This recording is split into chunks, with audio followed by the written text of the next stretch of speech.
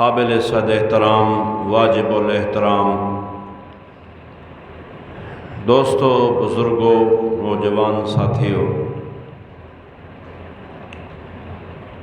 آج شعبان المعظم کی 14 تاریخ ہے، 14 شعبان المعظم ہے۔ رمضان المبارک کی آمد ہے۔ امام الانبیاء، محبوب کبریاء، محمد مصطفیٰ احمد مجتبیٰ صلی اللہ علیہ وسلم رمضان المبارک کے فرض روزوں کے بعد سال کے 12 مہینوں میں شعبان المعظم کے اندر زیادہ روزے رکھنے کا اہتمام فرماتے تھے۔ رمضان کے روزوں کے بعد شعبان المعظم کے اندر اللہ کے محبوب پیغمبر صلی اللہ علیہ وسلم کثرت سے روزے رکھا کرتے تھے۔ اما عائشہ صدیقہ رضی اللہ تعالی عنہا نے عرض کیا، یا رسول اللہ صلی اللہ علیہ وسلم، آپ شعبان المعظم میں زیادہ روزوں کا اہتمام فرماتے ہیں۔ اللہ کے محبوب پیغمبر صلی اللہ علیہ وسلم نے ارشاد فرمایا، شعبان المعظم کے روزے رمضان کی تیاری کے لیے۔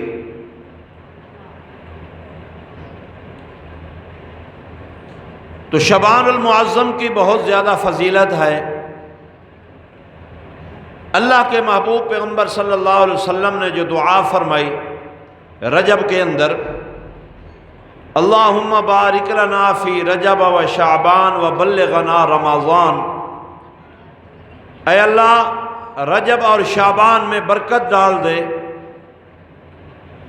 کہ وہ بلغنا رمضان، تاکہ تیرے رمضان کی برکتوں کو ہم پالیں، رمضان کی برکتوں کو حاصل کر لیں۔ اس دعا کے اندر کی بھی اللہ کے محبوب نے شعبان کا ذکر فرمایا۔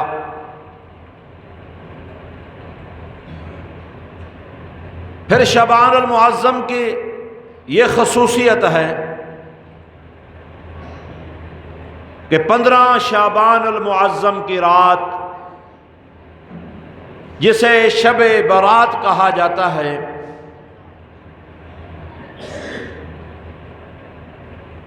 اس کی خاص فضیلت ہے۔ اس رات کی اللہ تعالیٰ نے اس رات کی خاص برکت رکھی ہے، خاص عظمت رکھی ہے۔ یہ شب برات، یہ اصل میں شب نجات ہے، نجات والی رات۔ اللہ تعالی کی رحمت اللہ کے گنہگار بندوں پر خاص متوجہ ہوتی ہے۔ خوش نصیب اور سعادت مند وہ لوگ ہیں،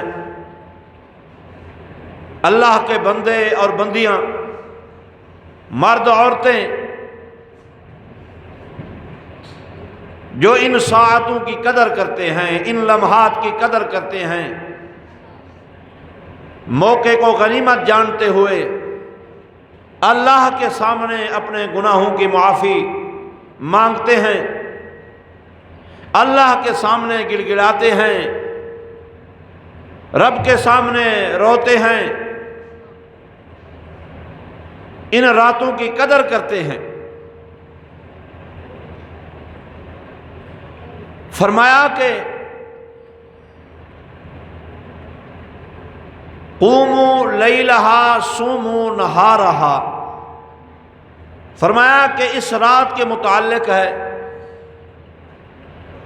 کہ رات کو قیام کرو، صوموا نہارہا، دن کو روزہ رکھو۔ دن کا روزہ یہ سنت ہے، مستحب ہے، سنت مؤکدہ نہیں ہے۔ اسی طرح رات کا قیام، رات کی عبادت، یہ بھی بہت فضیلت ہے، سنت ہے، لیکن فرض واجب نہیں۔ فرض واجب نہیں ہے، فضیلت بہت زیادہ ہے، ثواب بہت زیادہ ہے، اجر بہت زیادہ ہے نفلی عبادت۔ سعادت مند لوگ، خوش نصیب لوگ موقع کو ضائع نہیں کرتے۔ ایسے بد نصیبوں کی بھی کمی نہیں ہے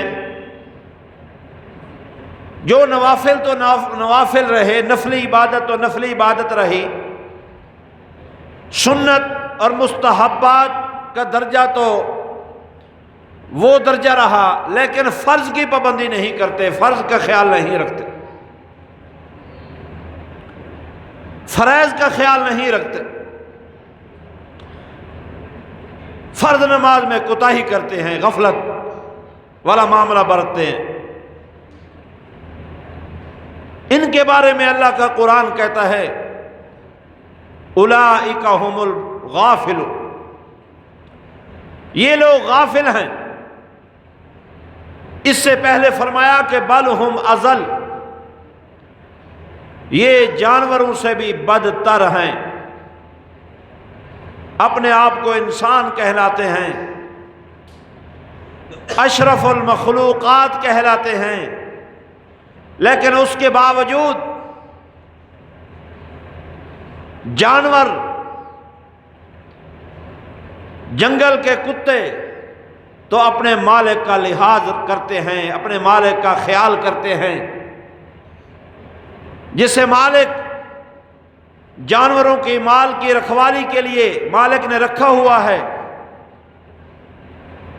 وہ چاہے ایک وقت کی روٹی دے نہ دے، ایک وقت کی روٹی چاہے نہ ڈالے، دو دن 4 دن کا بھوکا کتا اپنے مالک کی پہچان کرتا ہے، اپنے مالک کا دروازہ نہیں چھوڑتا، وہ حیوان ہو کر اپنے مالک سے وفاداری کرتا ہے، لیکن یہ انسان ہو کر، اشرف المخلوقات ہو کر اپنے مالک کو نہیں پہچانتا۔ اس مالک کی، اس خالق کی ہزاروں نعمتوں کو استعمال کر کے دن کے اندر اس کی نعمتیں استعمال کر، لباس والی نعمت، پانی والی نعمت، کھانے والی نعمت، اللہ نے ہزاروں نعمتوں سے اس انسان کو نوازا ہے، لیکن اس مالک، وہ مالک، اس مالک کی طرف سے جب آواز آتی ہے اللہ اکبر اللہ اکبر، وہ سب سے بڑا ہے، وہ سب سے بڑا ہے، لیکن اس حقیقی مالک، اس حقیقی معبود، اس حقیقی مشکل کشا اور حاجت روا کی طرف سے 5 مرتبہ آواز آتی ہے، ندا آتی ہے، لیکن یہ ٹس سے مس نہیں ہوتا، اس کے دروازے پہ نہیں آتا۔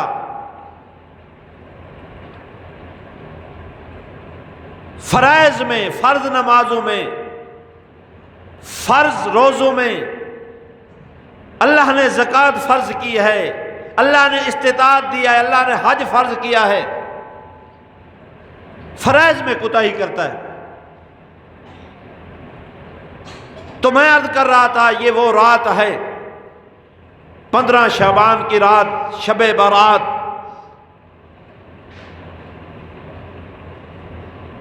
فرمایا کہ امام الانبیاء محبوب کبریا محمد عربی صلی اللہ علیہ وسلم نے اما عائشہ صدیقہ رضی اللہ تعالی عنہا سے روایت ہے، فرمایا کہ عائشہ، اللہ تعالیٰ اس رات قبیلہ کلب کی بکریوں کے بالوں کی تعداد سے بھی زیادہ اللہ تعالیٰ اپنے بندوں کی مغفرت فرماتے ہیں۔ مدینہ طیبہ کے اندر ایک قبیلہ تھا، بہت بڑا قبیلہ تھا، وہ 10 میل کے فاصلے تک اتنا بڑا ریوڑ تھا، 10 میل کے فاصلے تک وہ مطلب مال کھڑا ہوتا تھا۔ اللہ کے محبوب نے فرمایا کہ وہ قبیلہ کلب، ان کے بکری اور بھیڑوں کے بالوں کی تعداد سے بھی زیادہ اللہ تعالیٰ اپنے بندوں کی مغفرت فرماتے ہیں، بخشے فرماتے ہیں، ان کے گناہوں کو معاف فرماتے ہیں۔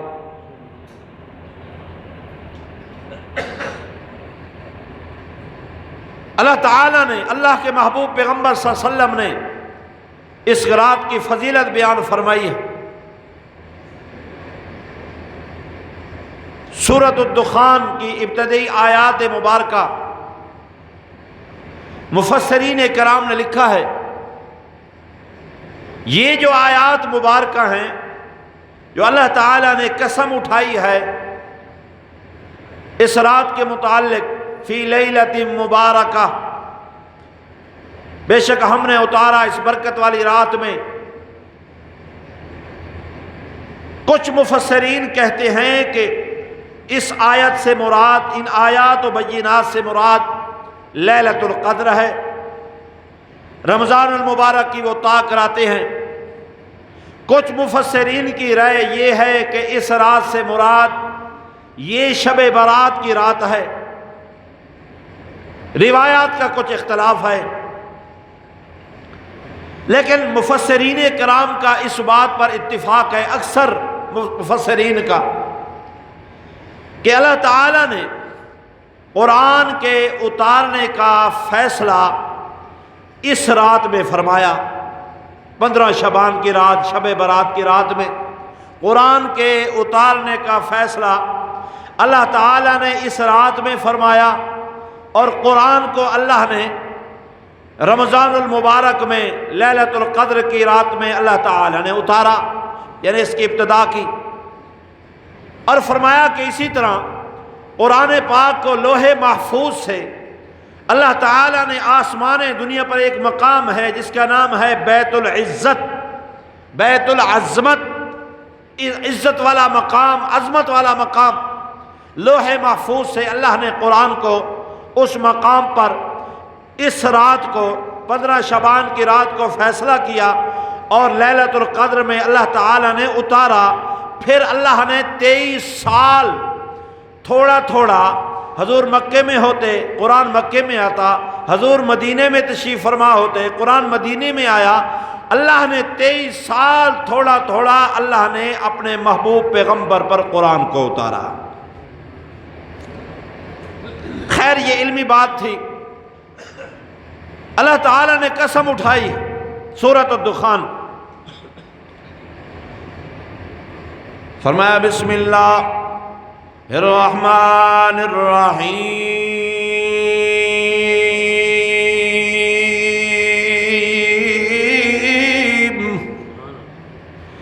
حامیم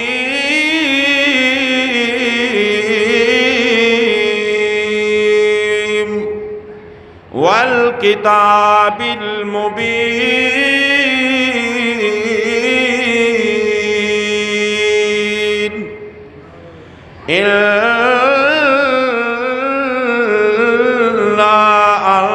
أنزلناه في ليلة مباركة إنا كنا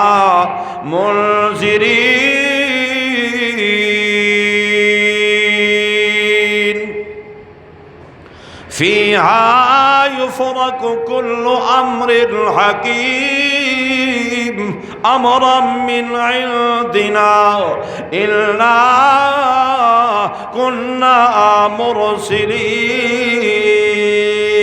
رحمة من ربك إنه هو السميع العليم رب السماوات والأرض وما بينهما إن كنتم مؤمنين إن كنتم موقنين لا إله إلا هو يحيي ويميت ربكم ورب آبائكم الأولين. اونچی کہہ دو ذرا سبحان اللہ.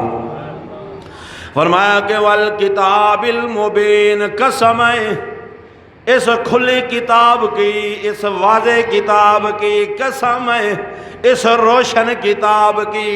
کون سی کتاب، کون سا کلام؟ فرمایا کہ یہ اللہ کا قرآن. فرمایا کہ جس کا نام ہے بل ہوا قرآن مجید.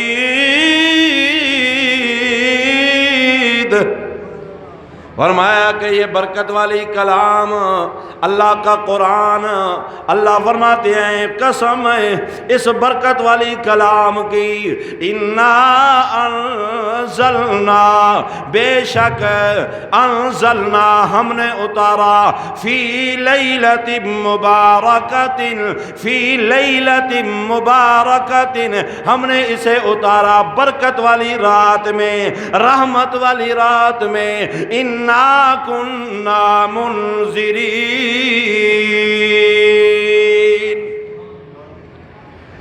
بے شک اس لیے کہ ہم اپنے بندوں کو ڈرانے والے ہیں، اپنے بندوں کو اللہ کریم ڈرانے والے ہیں جہنم سے، جہنم کی آگ سے. فرمایا فیہا یفرق کل امر حکیم.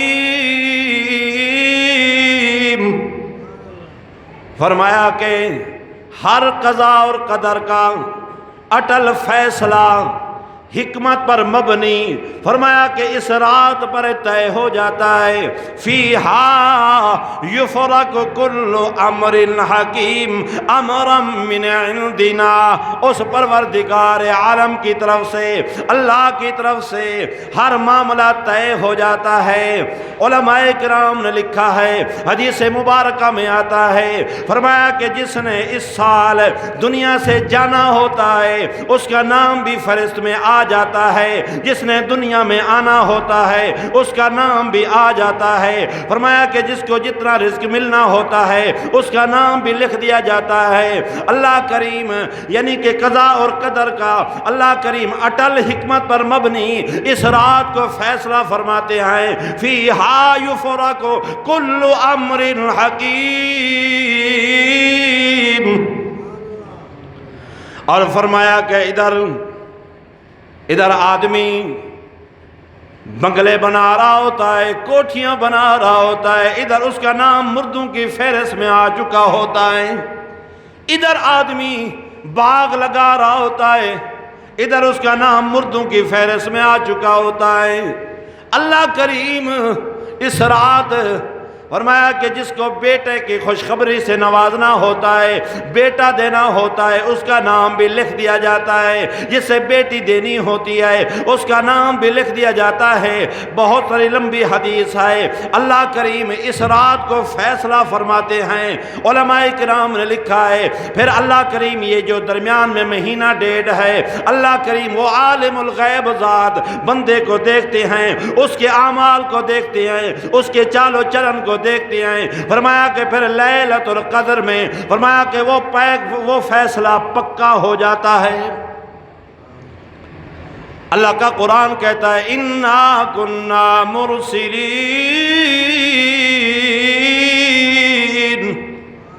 بے شک اللہ تعالیٰ فرماتے ہیں ہم بھیجنے والے ہیں نبیوں کو، ہم بھیجنے والے ہیں فرشتوں کو. اللہ فرماتے ہیں آدم علیہ السلام سے ہم نے سلسلہ جاری فرمایا، انبیاء علیہ السلام کا سلسلہ چلتا آیا، آخر کے اندر محمد عربی صلی اللہ علیہ وسلم کو ختم نبوت کا تاج پہنا دیا.